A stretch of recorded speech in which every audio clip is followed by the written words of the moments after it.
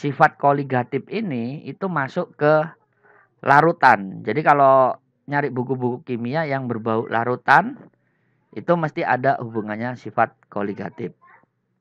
Masuk ke kimia dasar 2. Jadi nanti kalau kuliah kimia dasar 1 itu ngomong tentang tabel periodik, struktur atom, hukum dasar-dasar kimia. Itu kimia dasar 1. Kalau kimia dasar 2 udah masuk ke larutan, artinya nanti kalian belajar yang namanya asam basa, ada di sini juga laju reaksi, kesetimbangan kimia ada di sini karena berbau larutan. Nah, pengertian sifat koligatif adalah larutan. Sifat larutan yang dipengaruhi oleh konsentrasi zat terlarut. Jadi zat terlarutnya aja yang mempengaruhi. Isinya, pelarutnya pakai apa, jenisnya apa, itu gak ngaruh. Yang paling banyak konsentrasi zat terlarut. Jadi di sini kemarin larutan ada dibagi 2. Ada pelarut yang jumlahnya banyak, sedangkan zat terlarut jumlahnya sedikit. Nah ini mohon maaf, ini filenya istriku, aku ambil, tak pinjem dulu. Jadi aku males nyari file, ternyata ada filenya. Jadi kalau pelarut jumlahnya banyak, zat terlarut jumlahnya sedikit. Seperti yang minggu lalu Pak Adi udah ngomong di fraksi mol antara zat pelarut dengan zat terlarut ya. Dulu kan sempat ngomong konsentrasinya yang paling banyak kita sebut pelarut, yang paling sedikit itu zat terlarut. Contoh larutan gula, airnya 500 ml, gulanya 1 sendok. 1 sendok ini sekitar berapa gram ya? Paling 10 graman lah. Itu. Jadi kalau air 500 ml kan setara dengan 500 gram atau setengah kilo. Karena massa jenis airnya kan 1 gram per mililiter. Jadi airnya lebih banyak, makanya airnya sebagai pelarut sedangkan gulanya sebagai zat terlarut. Nah, itu adalah ngomong-ngomong dikit tentang sifat koligatif. Grafik ini jelas enggak? Gambar grafik ini. Kalau enggak jelas, Pak Hadi ubah di slide ini.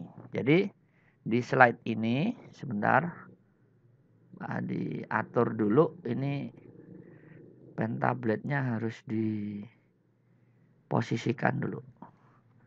Nah, jadi yang warna ungu ini adalah pelarut murni. Kita bayangkan yang paling muda itu pelarut murninya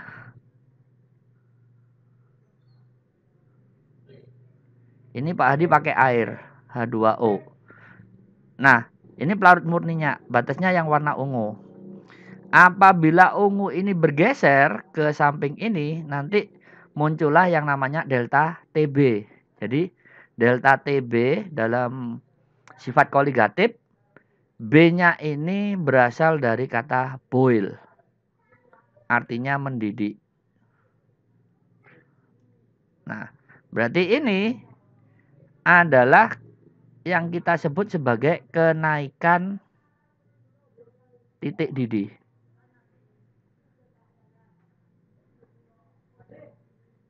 Nah, satuannya pakai Celcius ya. Jadi perhatikan ini yang Pak ditarik bawah sini. Set ke bawah ini. Titik didih air pakai 100. Nah, setelah kamu tambahkan gula 1 sendok, 2 sendok, maka titik didihnya akan naik sedikit. Makanya disebut titik didih larutan. Jadi nanti di materi ini Pak Adi pakai TB1 itu titik didih larutan. Oh, titik larutan. Benar, titik didih larutan.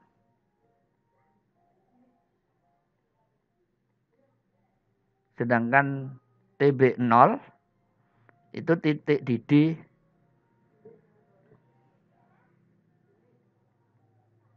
pelarut murni.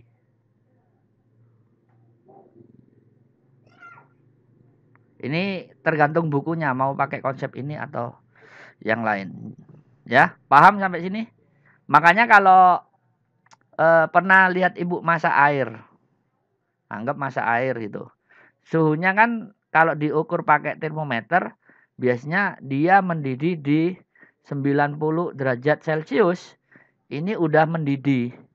Cuma di aturan standar titik didihnya pelarut murni air itu diambil poin utamanya yaitu 100 derajat Celcius. Nah, ini kalau ibu masak air.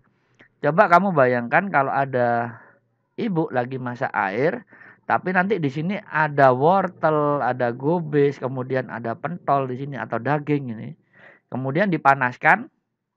Nah, antara yang air murni dengan yang kedua ini ada sayuran di sini, lamanya mendidih ini lebih cepat ketimbang ini. Ini lama nanti. Anggap aja kalau ini 30 menit udah mendidih. Ya. Ini mungkin butuh 45 menit baru mendidih. Kenapa?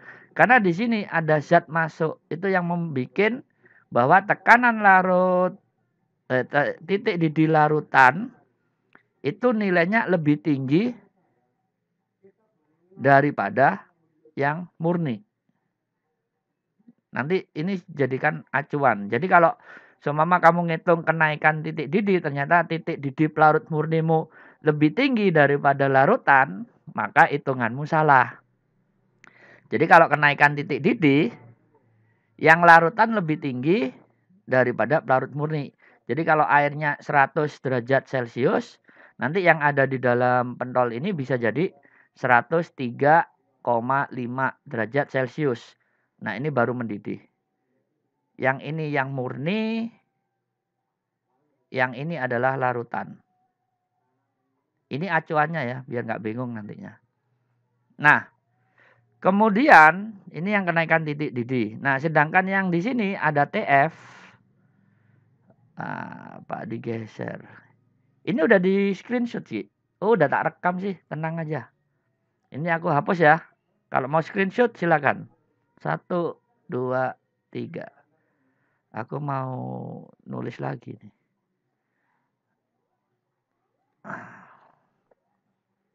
Berikutnya ada TF. TF ini dikatakan sebagai penurunan titik beku. Nah, perhatikan yang ini, pelarut bekunya air itu 0 derajat Celcius. Maka titik beku larutan itu udah menuju ke arah minus berapa? Ya. Nah, ini TF-nya. Kalau ini aturannya sama sih. Yang TF derajat atau 0 ini kita anggap titik didih, titik beku larutan, pelarut murni karena ada 0.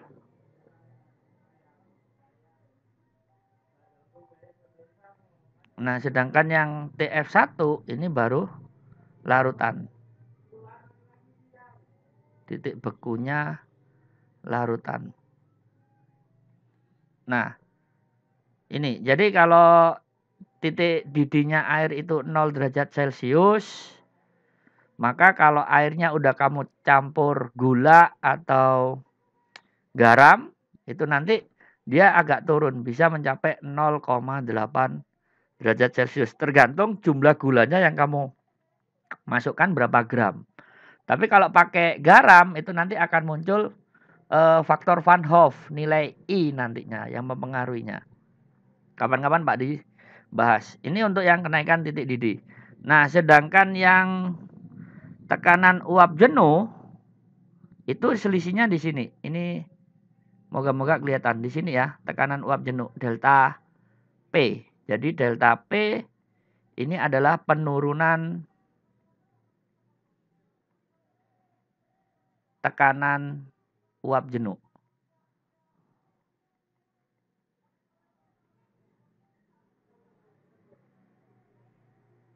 Ini delta P.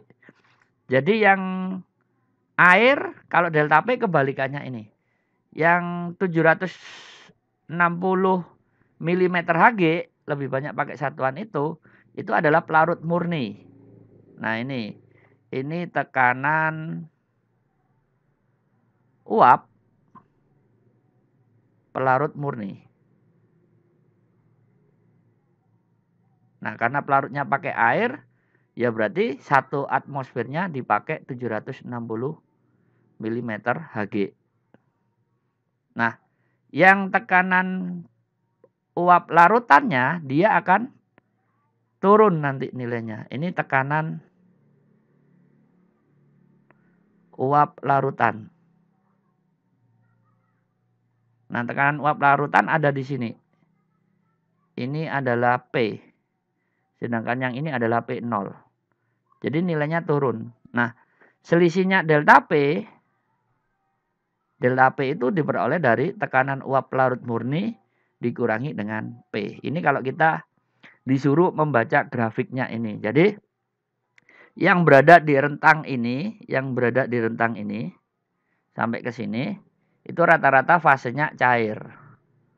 Tapi kalau udah di bawah sini, udah masuk ke gas. Yang ini padatan, ya. Ingat es batu, itu padatan. Nah, ini gambaran dari grafik sifat koligatif larutan. Oke, Pak, dilanjut. Berikutnya, sifat koligatif larutan, itu yang nanti dipelajari penurunan tekanan uap, delta P, kenaikan titik didih, delta TB, penurunan titik beku, delta TF, dan tekanan osmotik larutan itu adalah P. 4 ini yang kita bahas. Penurunan tekanan uap jenuh, delta P. Rumusnya adalah delta P sama dengan P0, ini sebagai pelarut murninya, dikurangi dengan P larutan. Nah, ini rumus dasarnya.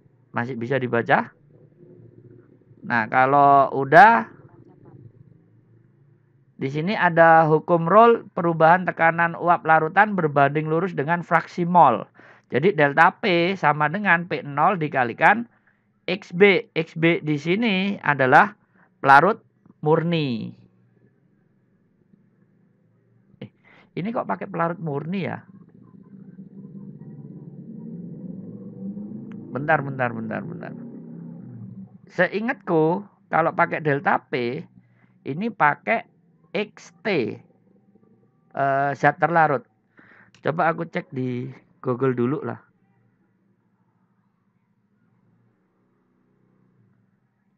Bentar ya.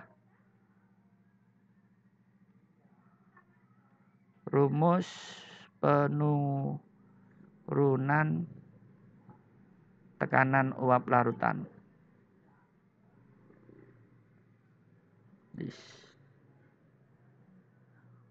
Oh ya, ini apa? XP. XP pakai XT kan di sini.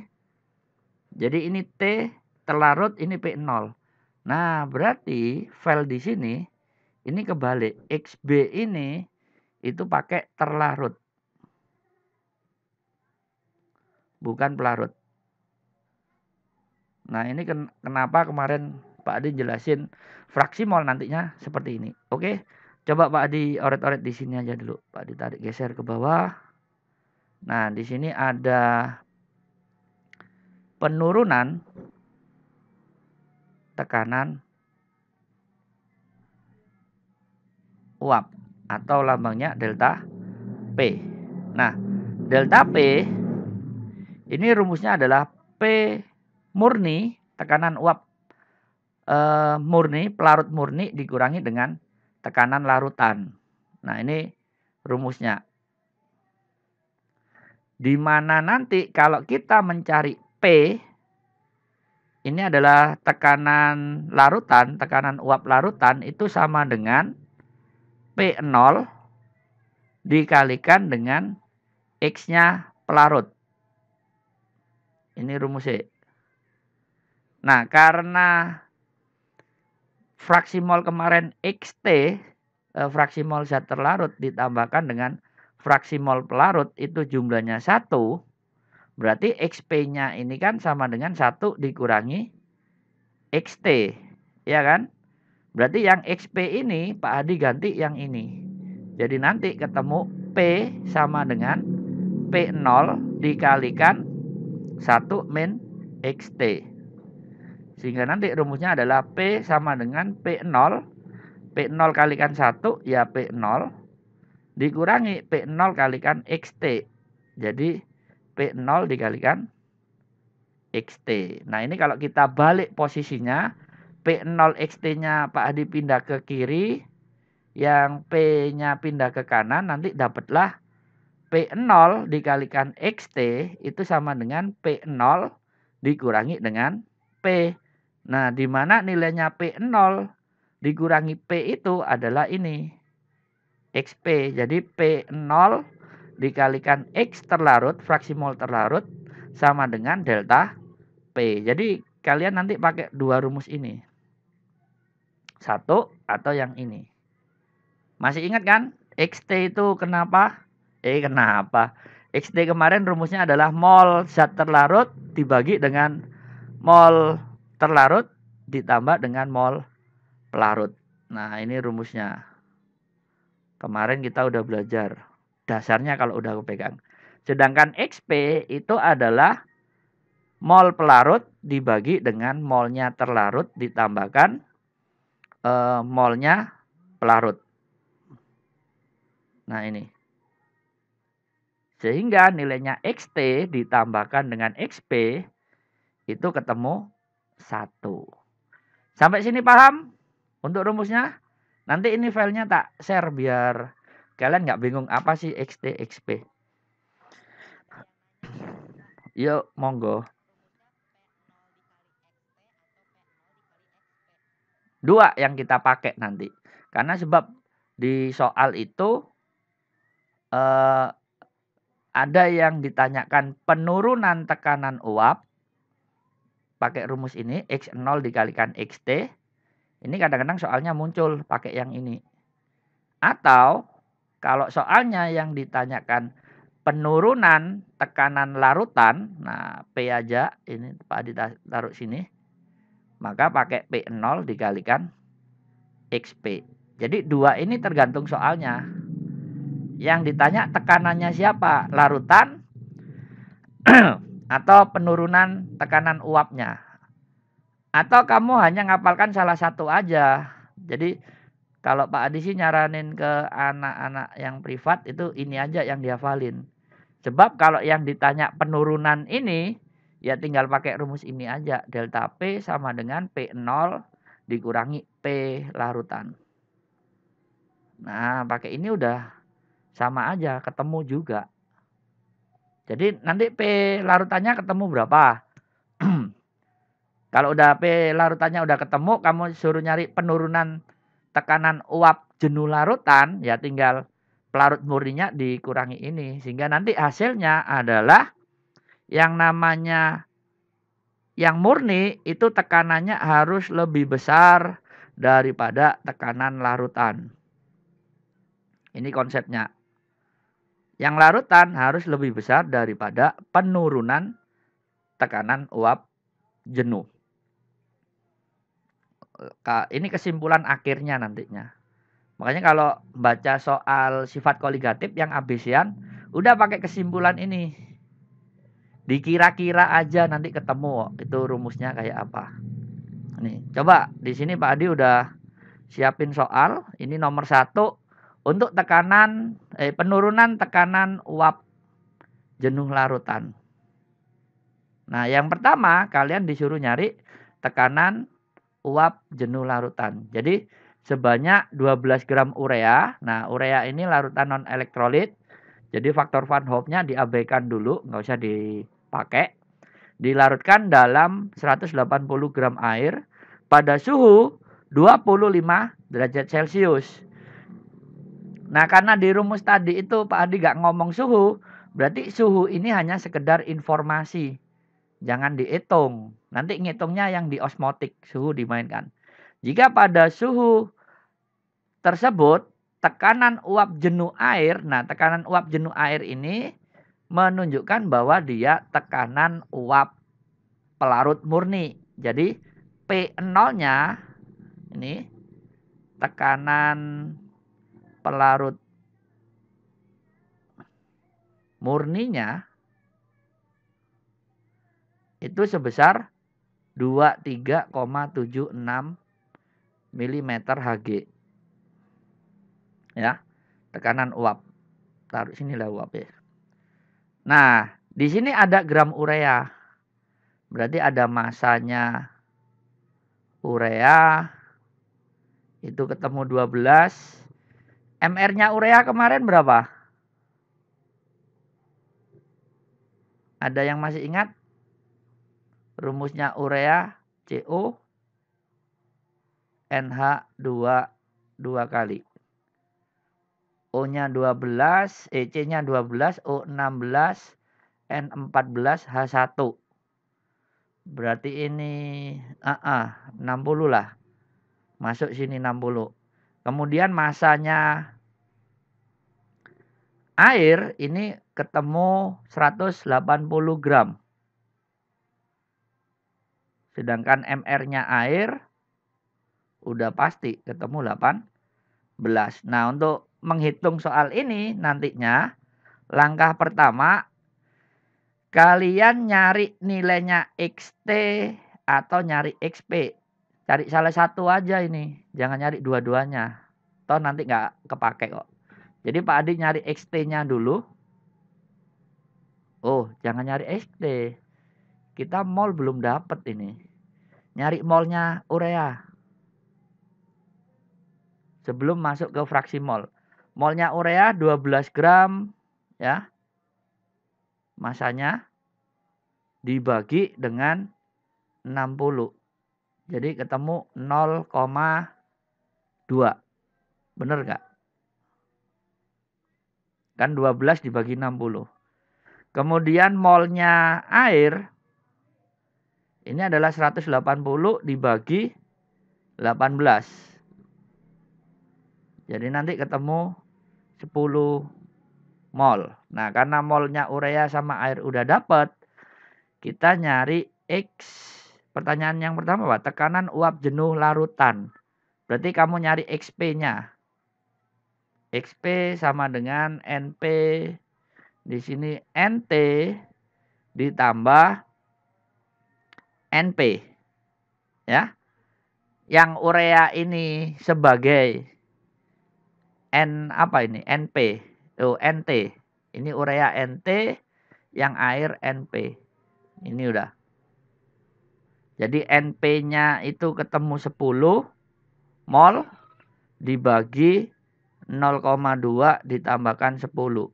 Jadi nanti 10 dibagi 10,2. Atau kalau kita naikkan berapa?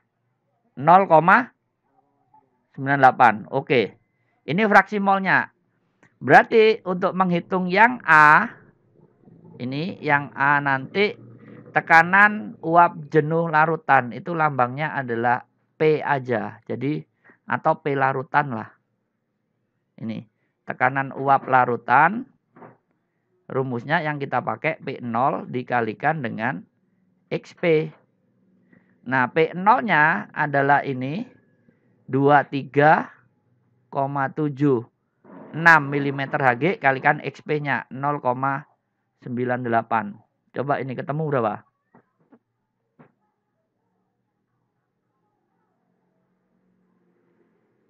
Ada yang bantu ngitung? 23,76 kali 0,98. Nilainya harus di bawahnya 23. Nah, 23,28. Satuannya milimeter Hg. Kan sesuai syaratnya ini tadi. Ini. P0 pelarut murni harus lebih tinggi daripada larutan. Berarti hitungannya kita pelarut murninya 23,76 sedangkan larutannya turun. Jadi 23,28. Nah, kemudian yang B, kita disuruh mencari penurunan tekanan uap jenuh larutan. Nah, ini lambangnya adalah delta P yang kalian cari. Berarti untuk mencari delta P, boleh pakai rumus yang jelimet, atau cuma pakai ini aja. Delta P itu sama dengan P0 dikurangi dengan P. Sama dengan P0-nya 23,76 dikurangi 23,28. Ketemu berapa ini?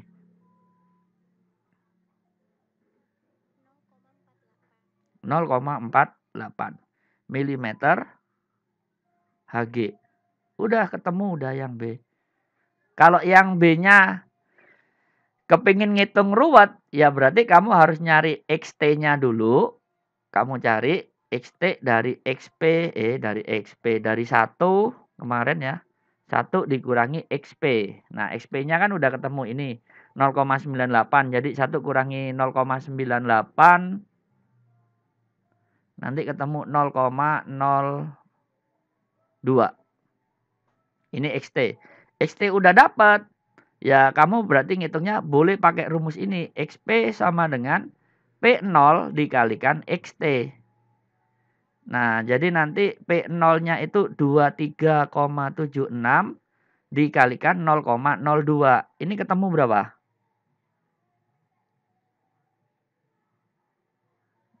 23,76 dikurangi 0,02. Ketemunya? Sama kan?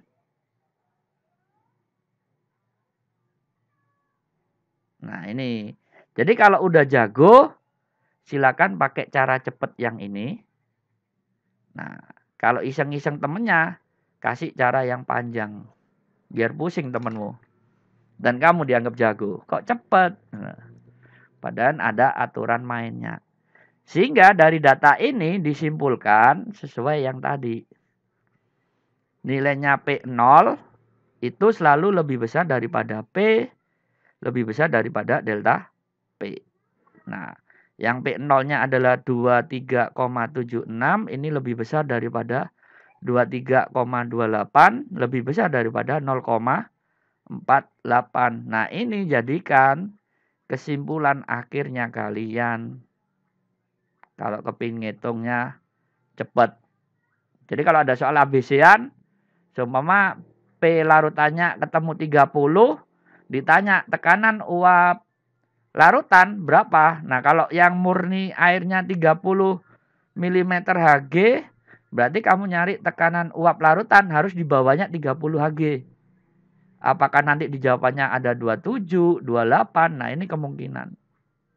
Kalau yang penurunannya agak jauhan rentangnya, 2 atau 3. Ini bisa dijadikan ilmu perkiraan. Tapi kalau kepingin bukti, yang hitung seperti ini. Oke, nomor 1 ada yang ditanyakan? Paham? Mau di screenshot?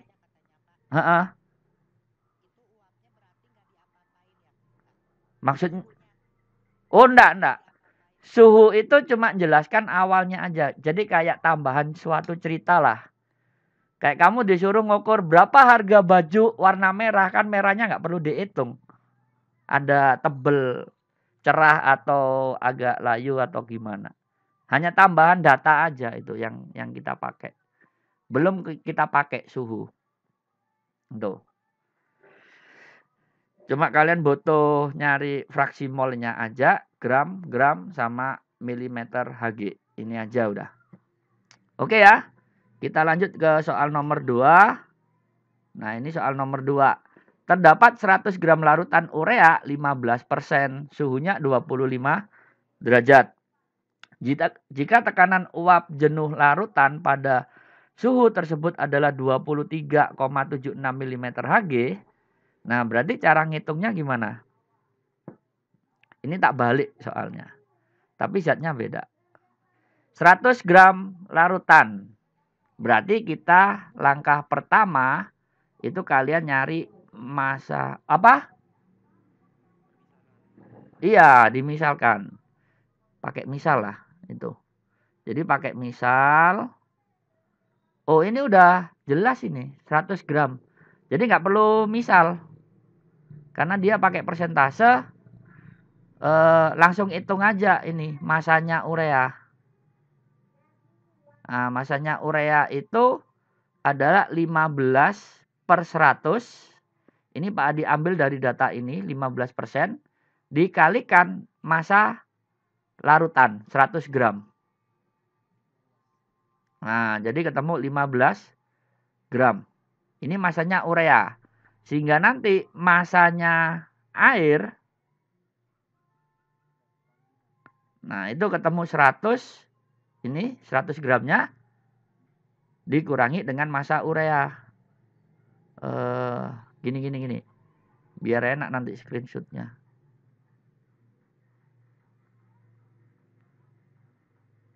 Massa larutan dikurangi massa air. Massa air. Massa urea. Efek lapar ini.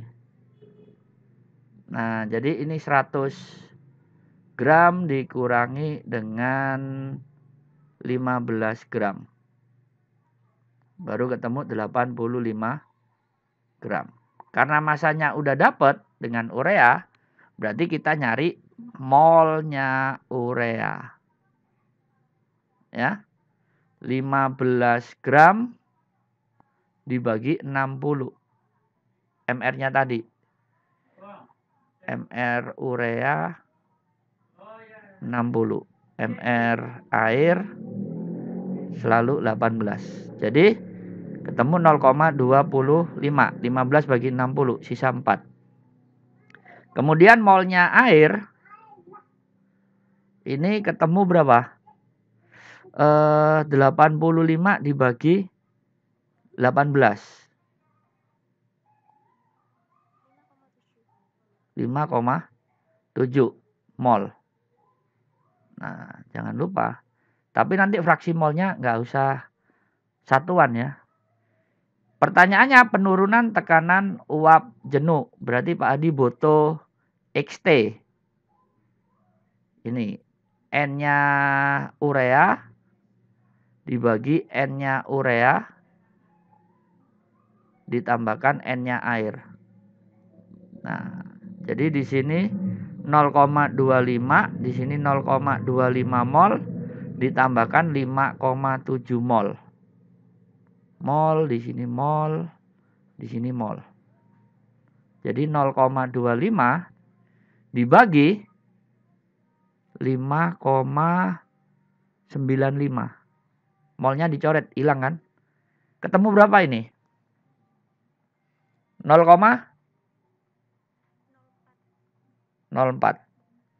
Oke, XT udah dapat, berarti kita bisa nyari ini ya, tekanannya 23. P murninya 23,76 mm Hg. Nah, berarti di sini kamu nyari delta P yang A. Karena pertanyaannya penurunan tekanan uap. Kalau penurunan berarti delta P. Jadi P0 dikalikan dengan XT. Jadi 23,76 dikalikan 0,04. Ketemu berapa? 0,4-nya ini.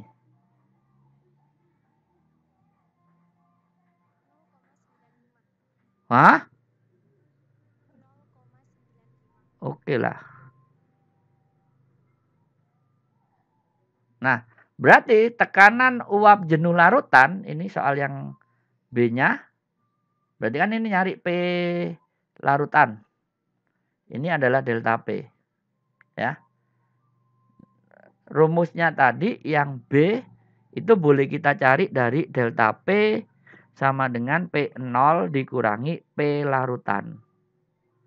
Nah, ini bisa kita ubah jadi P larutan itu sama dengan P0 dikurangi dengan delta P. Jadi 23,76 dikurangi 0,95 mm Hg.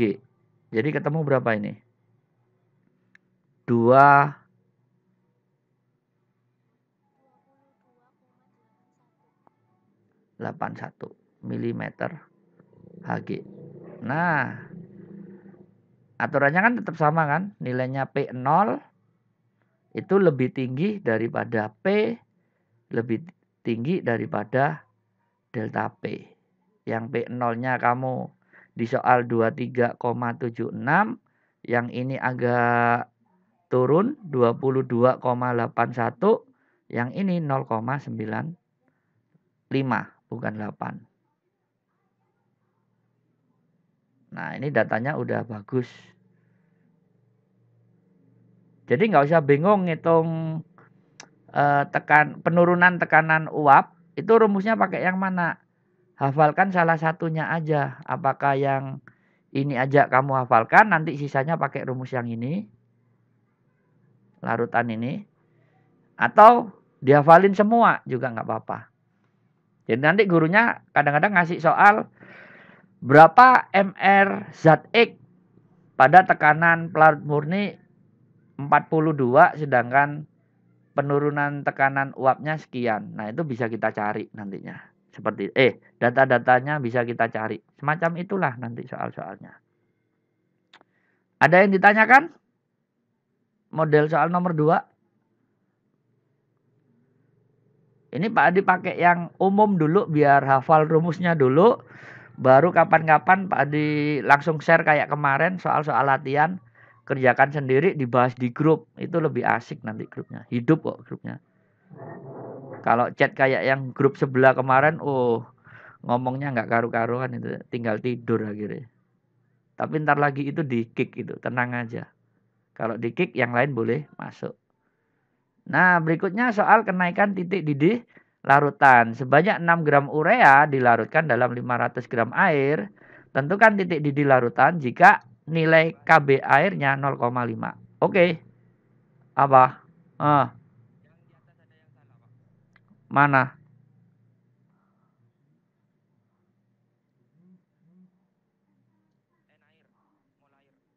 Mol air berapa?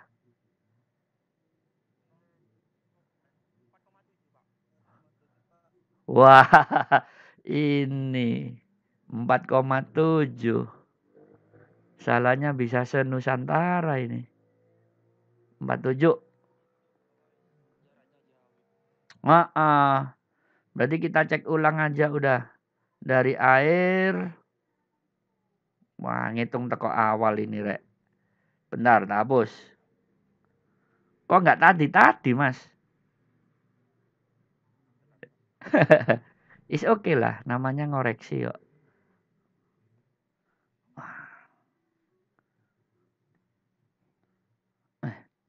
Mana iso?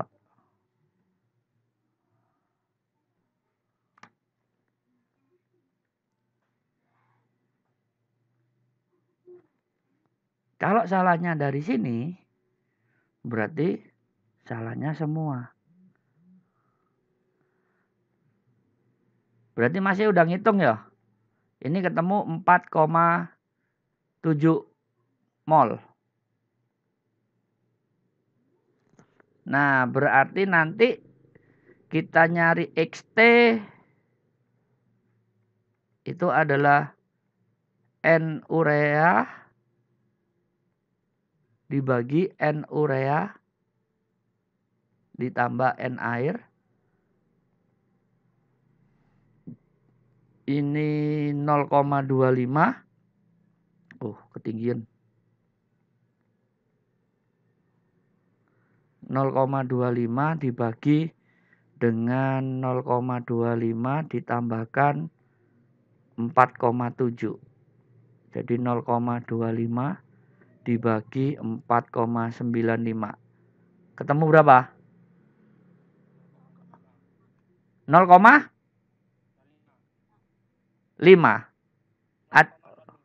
Double. Oke. 5. Nah, berarti nanti yang A, penurunan tekanan uap jenuh, delta P sama dengan P0 dikalikan dengan XT. Jadi 23,76 dikalikan 0,05. Ketemu?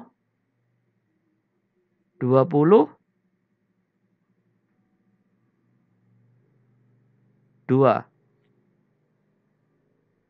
22,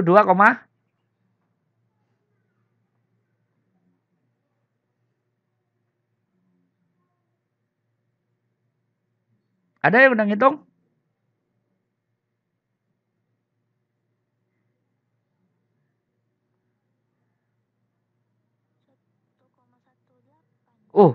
Iya ya, delta P ya. 1,18 mm Hg. Aku pikir P-nya. Berarti nanti yang B, nyari P larutan, ini sama dengan P0 kita kurangi dengan delta P ya.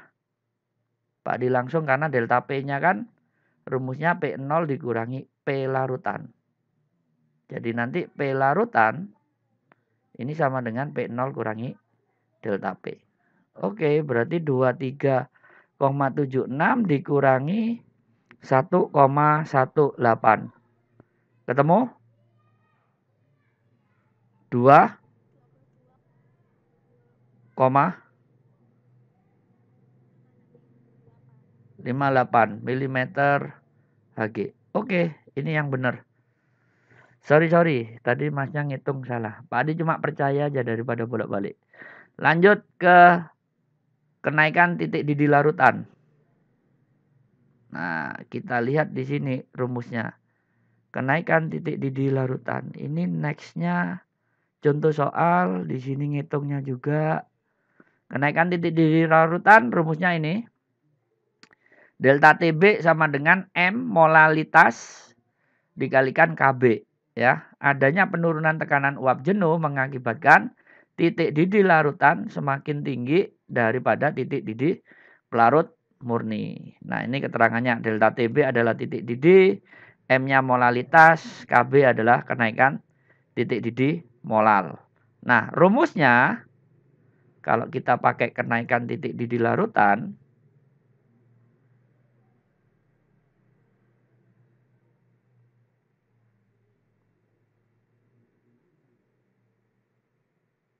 nah ini rumusnya nanti adalah delta TB itu sama dengan tetapan boilnya pelarut, apakah air atau benzen atau yang alkohol itu ya, dikalikan dengan molalitas M. Ini rumus dasarnya. Atau rumus ini boleh kamu ubah biar ngitungnya sekali hitung ketemu. Jadi KB dikalikan molalitas kemarin adalah gram zat terlarut dibagi dengan MR dikalikan dengan 1000 dibagi dengan gramnya pelarut. Ya, namanya P. Jadi rumus yang kita pakai nanti ini. Ingat-ingat udah. KB kalikan gram per MR kali 1000 dibagi dengan P. Sehingga soal tadi sebanyak 6 gram urea. Nah, berarti ini 6 gram urea itu adalah massa zat terlarut. Nah, massa zat terlarutnya adalah urea. Ini sebesar 6 gram. Kemudian massa pelarutnya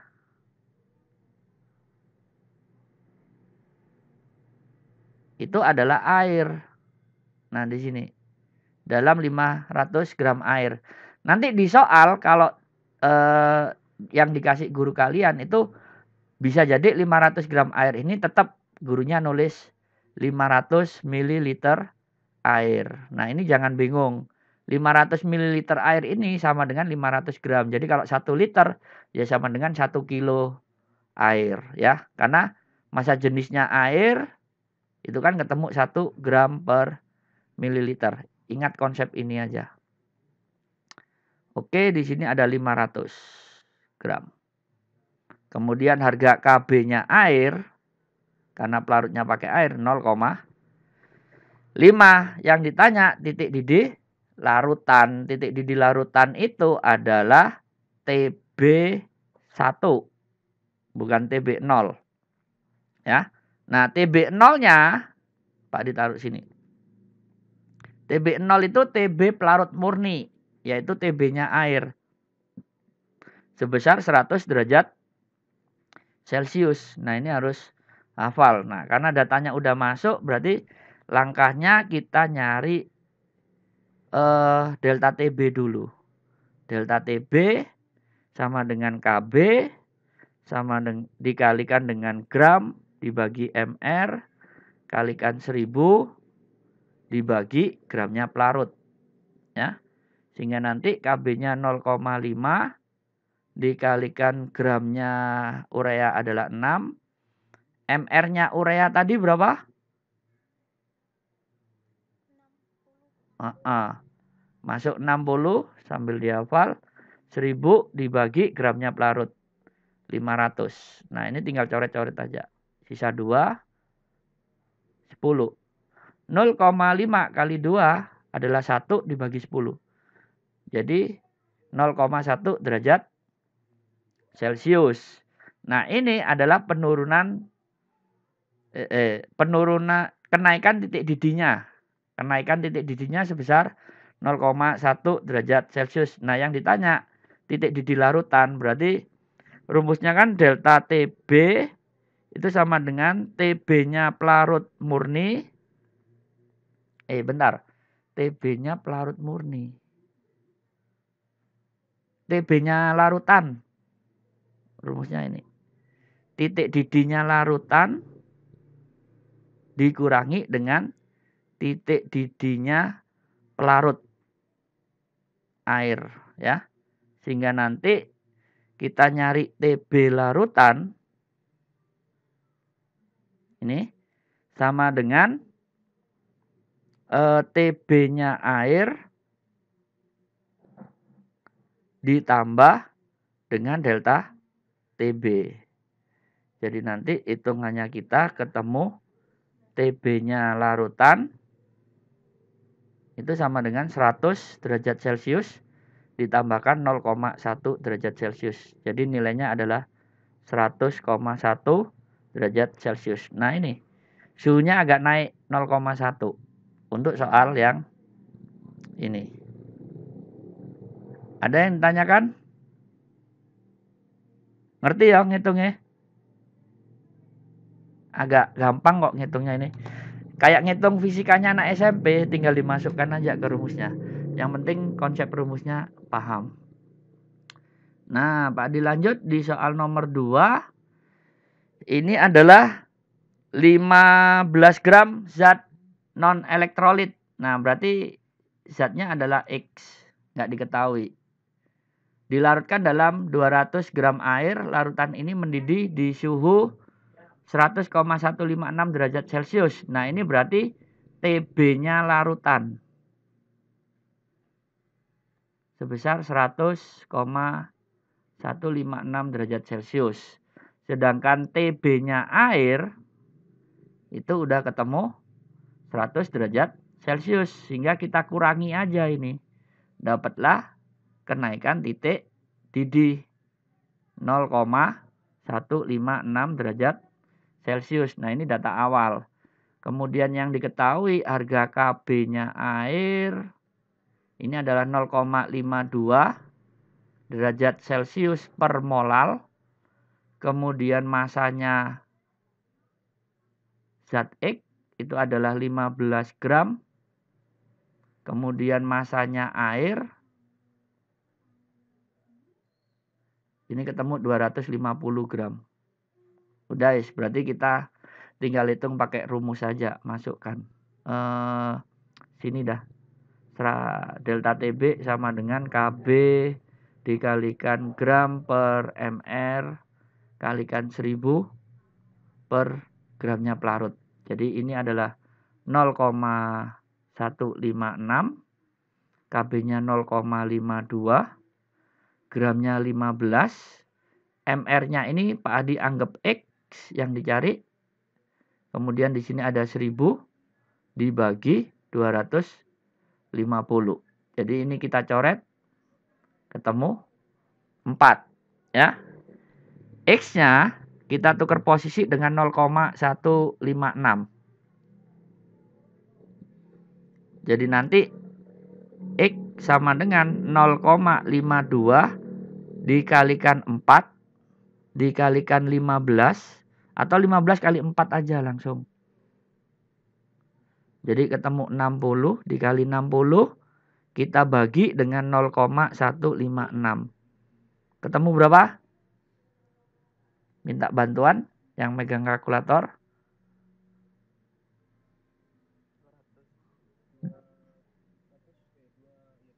200.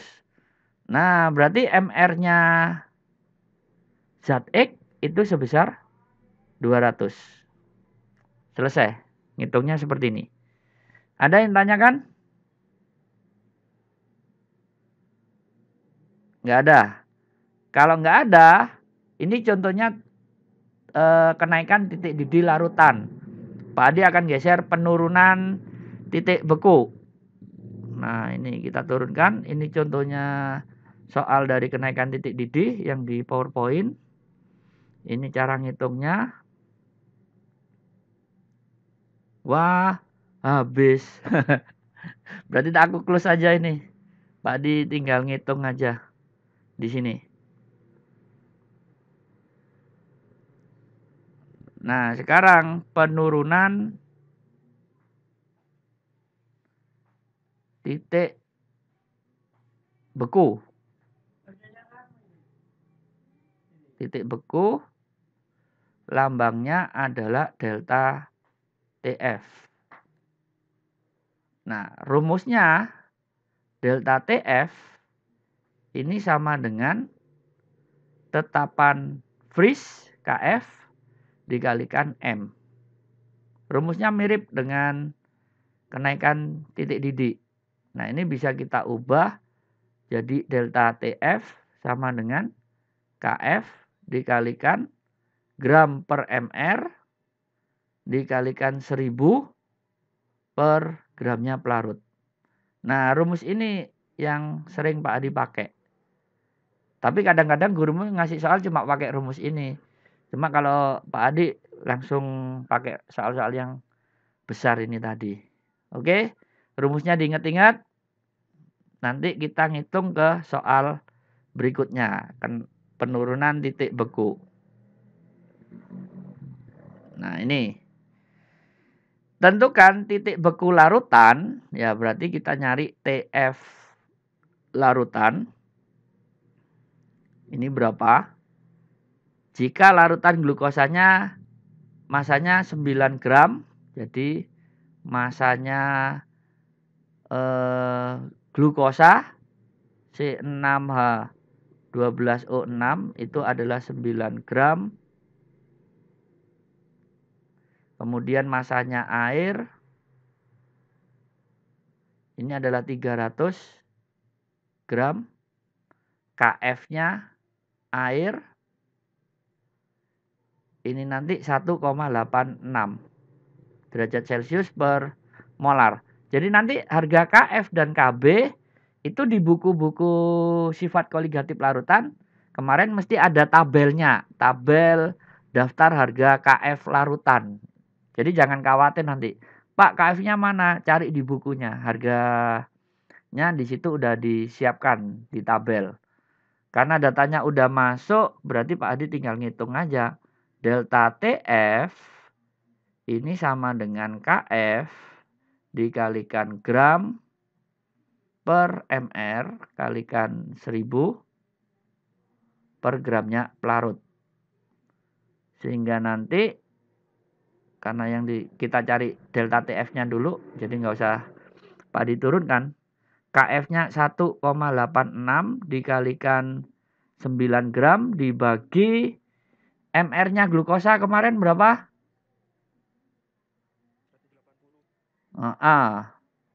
180 dikalikan 1000 dibagi gram pelarutnya 300. Ini 02 coret. 9 sama 3 hilang. Nah, ini 10-nya hilang. 3 dengan 18 itu sisa 6. Jadi 1,86 dibagi 6. Berapa? 1,86 kita bagi 6. Berarti ketemu 0,31 derajat Celcius. Sehingga nanti rumusnya delta TF larutan ini adalah TF pelarut murni, TF-nya air dikurangi dengan delta TF. Ya. TF-nya air itu kan membeku di suhu 0 derajat Celcius. Nah, kita kurangi dengan 0,31 derajat Celcius. Jadi larutannya nanti suhunya menjadi minus 0,31 derajat Celcius. Nah, jadi karena udah belajar hitungan ini, nanti kalau kepingin bikin air es yang dinginnya lama, nah itu bikin es batu tapi dalamnya kasih garam. Ini nanti suhunya langsung ekstrim, turunnya lebih cepat. Jadi dinginnya semakin lama. Itu alasannya kamu bandingkan titik beku larutan air murni aja dengan minuman segar yang lainnya. Itu lebih tajaman minuman segar yang lainnya. Kalau air murni masih ketemu 0 derajat Celcius. Lebih gampang kan yang titik beku larutan untuk soalnya? Tinggal dimodifikasi aja. Biasanya gurunya ini gramnya nanti pakai yang persen-persen itu. Hati-hati nanti. Ya kalau bingung share aja di grup. Siapa tahu Pak Adi bisa bantu. Nah soal berikutnya. Dika memiliki 300 gram air di mana di dalamnya terdapat terdapat 40 gram zat X jika larutan tersebut membeku pada suhu minus 3,1 derajat Celcius. Apabila Kf-nya air 1,8 maka MR-nya X, zat X-nya itu adalah berapa nilainya. Nah, berarti nanti ini kan titik beku larutan. Berarti TF-nya larutan itu sama dengan minus 3,1 derajat Celcius. Berarti nanti delta TF-nya itu adalah berapa? 0. TF pelarut murni dikurangi dengan TF larutan. Ini rumusnya. Sehingga TF pelarut murninya air itu adalah 0 derajat Celcius dikurangi dengan minus 3,1 derajat Celcius. Sehingga nanti TF-nya adalah 3,1 derajat Celcius. Nah, ini nilainya TF. Sehingga di soal masanya air ini udah ketemu 300 gram. Kemudian masanya zat X itu adalah 40 gram. KF-nya air ini adalah 1,86 derajat Celcius per molar. Udah, kita tinggal hitung. Delta TF sama dengan KF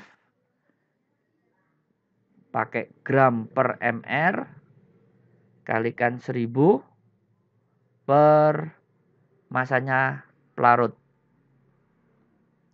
Jadi di sini 3,1, KF-nya 1,86, gramnya 40 dibagi X ya, MR-nya yang kita cari ini. MR zat X sama dengan berapa? Dikalikan dengan 1000 dibagi dengan P-nya itu adalah 300. Nah, ini kita coret. 100. X-nya tinggal tukar posisi dengan 3,1 aja ngitungnya. Jadi nanti X sama dengan 1,86 dikalikan 400. Nah, ini 40 dikalikan 10 dibagi 31 dikalikan dengan 3. 9,3. Berapa X-nya?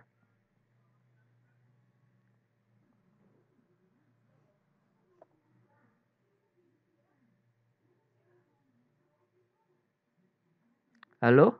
Ada yang bisa bantu? Berapa? 80.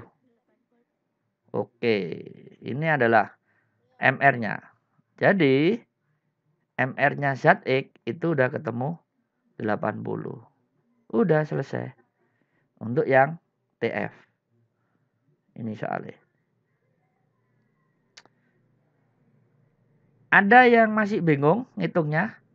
Aku rasa koligatif ini masih mudah sih soal-soal untuk belajar pertama gitu. Nanti sulitnya itu kalau soal UH.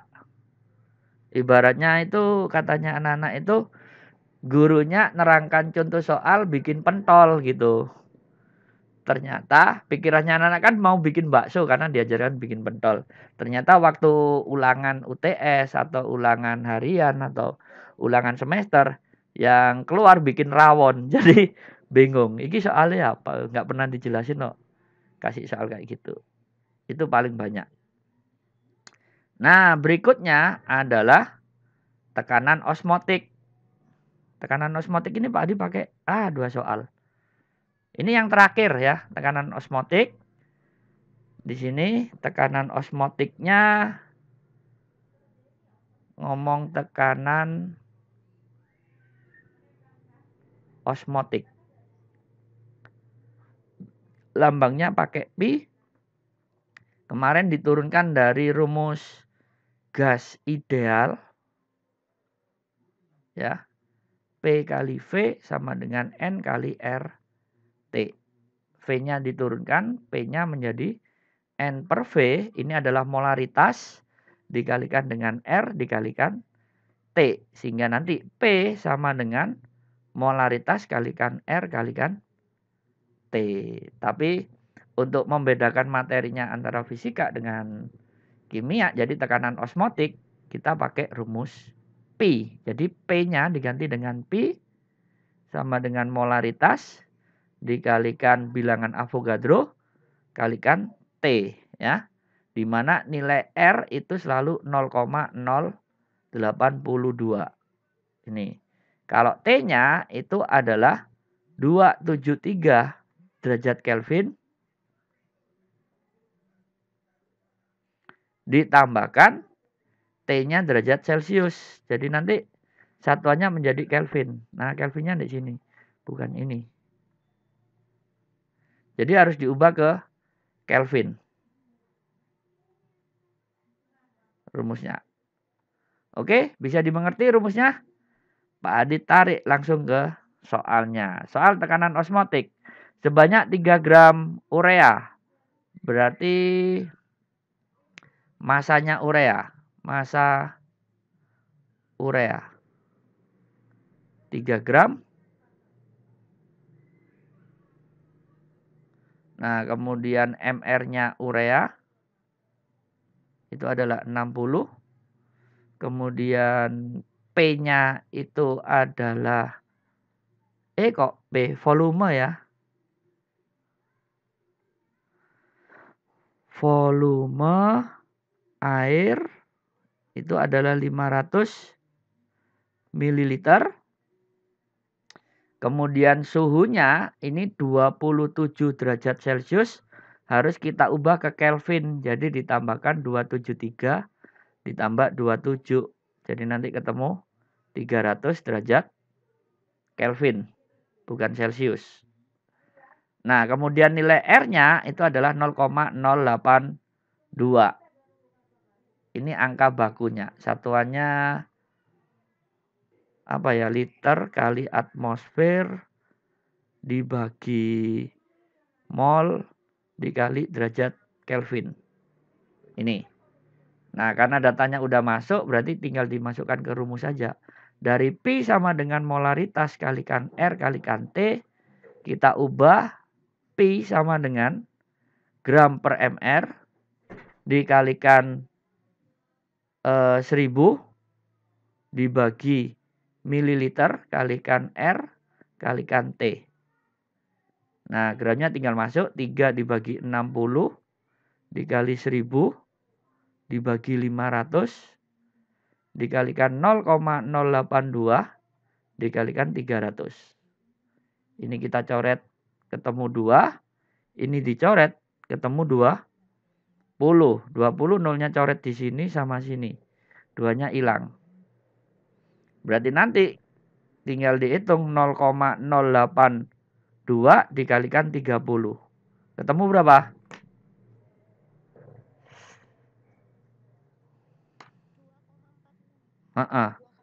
2,46. Satuannya atmosfer. Udah tekanan osmotiknya ini. Teorinya nanti kamu lebih ngobrolnya nanti tentang isotonik. Minuman berenergi. Di sini nanti materi pembahasan paling banyak di osmotik atau hipotonik atau hipertonik. Nah, nanti ini yang kalian pahami karena ini teorinya tentang osmotik, hipotonik sama hipertonik. Bisa dimengerti kan untuk soal tekanan osmotik? Nah, kalau udah yuk silakan. Yang mana? Bilangan Avogadro, Mas. Tetapan Avogadro. Bentar di sini ya. Kalau masih bingung. Karena Pak Adi nggak nyiapin materinya dulu. Tekanan osmotik. Ini. Astagfirullah. Ini. Jadi 0,02 tetapan gasnya. Atau biasa disebut dengan bilangan Avogadro. Nah, ini lebih sering dimainkan ke anak teknik kimia. Ada yang minat masuk teknik kimia, ngukur-ngukur tekanan ini harus hafal satuannya. Bisa dimengerti? 0,082 dari mana? Itu biasa disebut dengan bilangan Avogadro. Makanya rumus gas ideal itu nggak jauh dari Avogadro. Nah, kalau udah paham, ke nomor ini. Tentukan tekanan osmotik 2 liter larutan urea 15% kadarnya. Artinya apa di sini? Ini baru yang tadi temanmu ngomong. Pakai misal, Pak. Iya. Massa larutan kita anggap 100 gram. Berarti nanti masanya urea itu sama dengan 15/100 kalikan 100 gram. Jadi nanti ketemu 15 gram. Sehingga kita dapat masanya air itu adalah masanya larutan dikurangi dengan masanya urea. Jadi nanti 100 gramnya dikurangi 15 gram. Jadi ketemu 85 gram. Nah, 85 gram ini kan udah masanya air. Nah, kamu konversikan aja massa jenisnya air itu kan ketemu 1 gram per mililiter. Maka volumenya air ini nanti akan ketemu 85 mililiter. Nah, angka ini nanti yang kita pakai ke dalam rumusnya tekanan osmotik. Ya. Suhunya 27. Nah, berarti T-nya nanti suhu adalah 273 ditambahkan dengan 27 ini. Jadi nanti ketemu 300 derajat Kelvin. Ya. Nilai R-nya tadi kita udah ngomong 0,082 liter atmosfer per derajat Kelvin kalikan mol. Oke. Nah, kalau udah berarti kita tinggal masukkan aja ke rumus ini.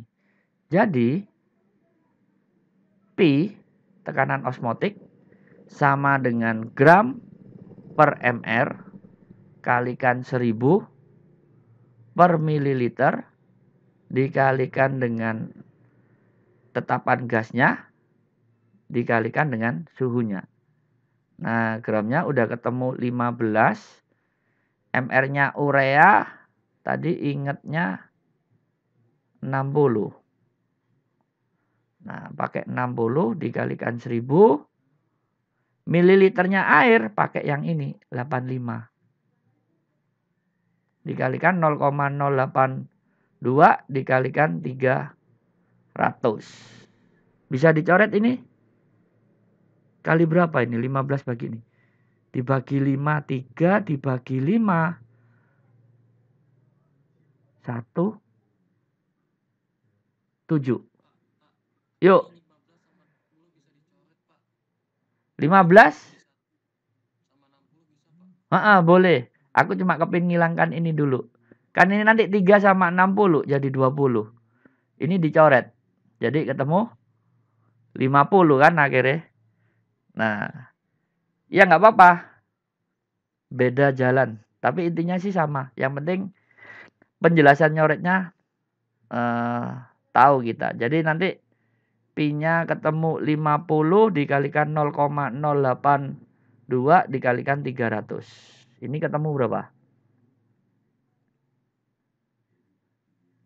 Ini 0102, berarti 5 kali 82 kali 3.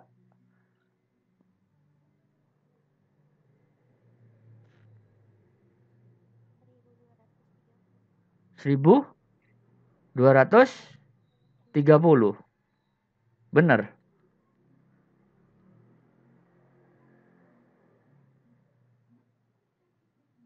Sip. Satuannya atmosfer. Yang mana? Oh iya, masih dibagi 17 ya. Bentar. Untung diingetin. Dibagi 17. Jadi nanti pi-nya 1230 dibagi 17. Berapa ini?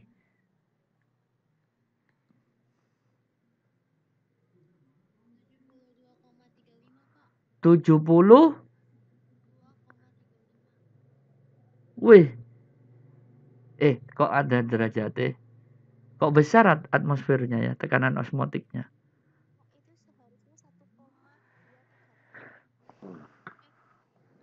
Satu koma?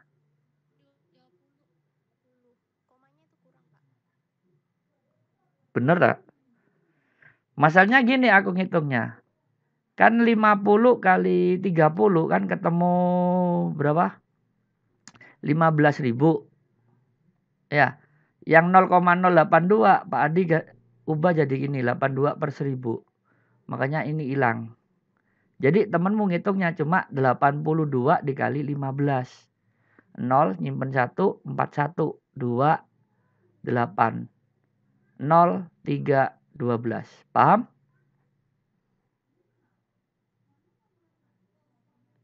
Halo? Heeh.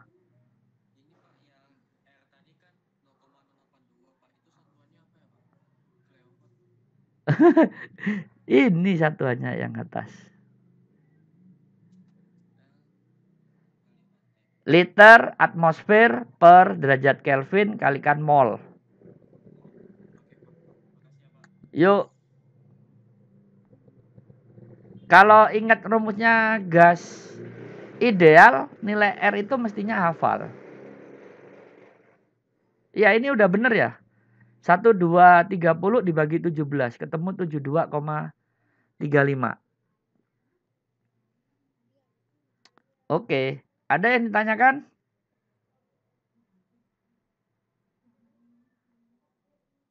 Nggak ada.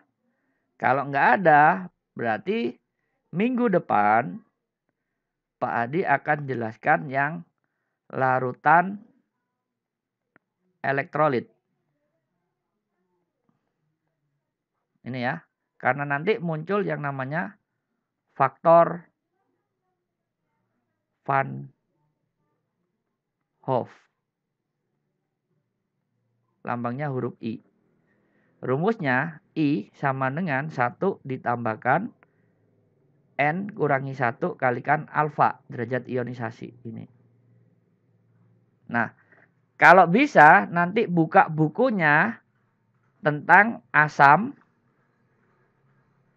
basa. Nah, asam sama basa kalau direaksikan ketemu garam. Nah, ketiga ini itu adalah larutan elektrolit. Jadi nanti kalau kepin belajar yang sifat koligatif larutan elektrolit, kuncinya di sini. Asam itu apa aja sih? Basa apa aja? Garam apa aja? Ini kamu pelajari dulu, diinget-inget ya. Karena dia semuanya masuk elektrolit. Sedangkan yang koligatif larutan koligatif non elektrolit elektron malahan elektrolit nanti Bapak Ibu gurunya paling banyak bahasnya gula, urea, etanol, atau sukrosa. Udah, ini yang umum sih. Jadi nanti kalau baca soal sifat koligatif ada kalimat gula, urea, etanol, sukrosa. Itu adalah non elektrolit. Tapi nanti kalau di soalnya kebaca ada NaCl, Ki, KBr, CaCl2. Nah, ini konsepnya ada di sini. Harus hafal. Karena nanti di sini nyambung ke sini belajarnya. Yang alfa ini itu nanti nyambungnya ke asam lemah sama basa lemah. Ini. Kan pernah asam lemak, basa lemah kan ada rumus yang hubungannya alfa. Bener nggak? Alfa sama dengan akar tetapan asam dibagi molar. Atau alfa sama dengan akar tetapan basa dibagi molar. Nah, nyambungnya ke sini semuanya. Jadi nanti kalau gurunya ngasih soal ya larikan ke arah ini semua. Ini adalah clue-nya Pak Hadi. Jadi kalau Pak Hadi ngasih ke murid, hafal ini enggak? Elektrolit. Asam apa aja golongannya. Walaupun nanti ada asam lemah sama asam kuat. Nah, ini harus paham juga. Kalau ada alfanya, berarti itu masuk ke lemah. Kalau kuat, alfanya mesti 1. Kalau lemah, itu dari 1 sampai 0. Ingat-ingat aja. Ada yang tanyakan?